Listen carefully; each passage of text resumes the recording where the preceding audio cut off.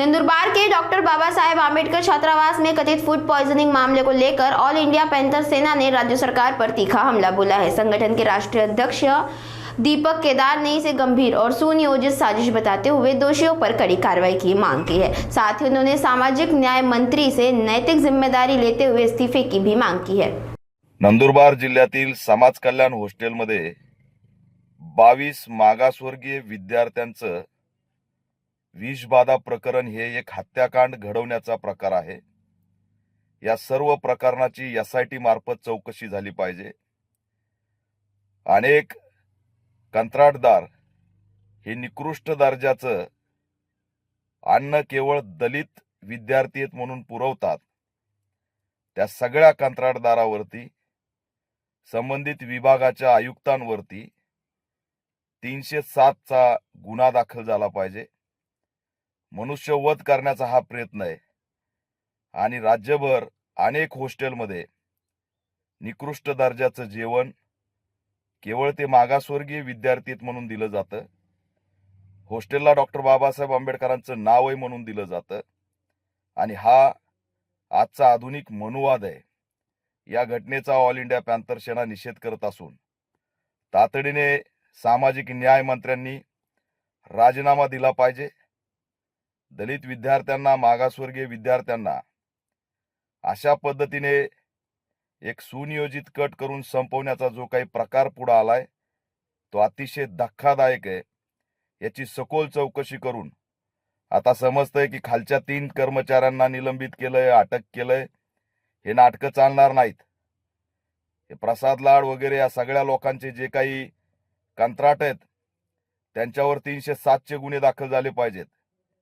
हे वरपासून खालपर्यंत सब कॉन्ट्रॅक्ट पर्यंत जे काही महाराष्ट्रात सुरू आहे त्याची श्वेतपत्रिका जाहीर झाली पाहिजे। आमदार खासदारांनी कंत्राट घ्यायचे, खाली सब कॉन्ट्रॅक्ट द्यायचे आणि निकृष्ट दर्जाचं जेवण देऊन विद्यार्थ्यांच्या आयुष्याशी खेळायचं हे थांबलं पाहिजे।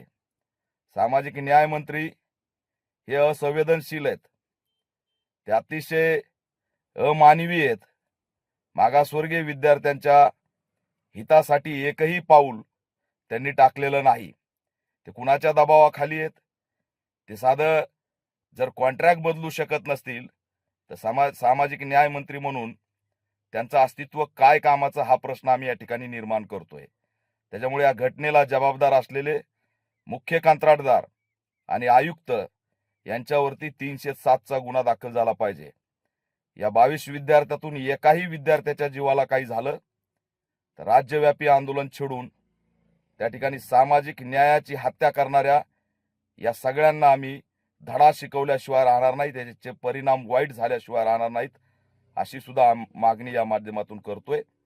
तात्काळ मुख्यमंत्र्यांनी या सर्व प्रकरणाची दखल घेऊन सखोल चौकशी करून कारवाई करावी आणि समग्र महाराष्ट्रातील जे काही हॉस्टेल आहेत, वसतिगृह आहेत, त्याच्यामध्ये जे कॉन्ट्रॅक्ट आहेत ज्यांचे रिपोर्ट निगेटिव्ह आहेत, श्वेतपत्रिकाच्या माध्यमातून चौकशी करून ते कॉन्ट्रॅक्ट रद्द करून दर्जेदार जेवण देऊन त्या ठिकाणी सामाजिक न्याय मजबूत करावा अशी मागणी सुद्धा या माध्यमातून करतोय। दुर्दैवाने विद्यार्थी दलित आहेत, मागासवर्गीय आहेत आणि वसतिगृहाचं नाव डॉक्टर बाबासाहेब आंबेडकर आहे म्हणून जर अशा पद्धतीने आमचा हत्याकांड घडवण्याचा प्रयत्न होत असेल तर हे कदापि आम्ही खपून घेणार नाहीत, हा इशारा सुद्धा देतोय। मी तात्काळ लवकरच नंदुरबारच्या हॉस्टेलला जाऊन विद्यार्थ्यांची चौकशी करणार आहे आणि पुढचं राज्यव्यापी आंदोलन सुद्धा घोषित करणार आहे। सामाजिक न्याय मंत्री आणि या राज्य सरकारचा आम्ही निषेध करतो।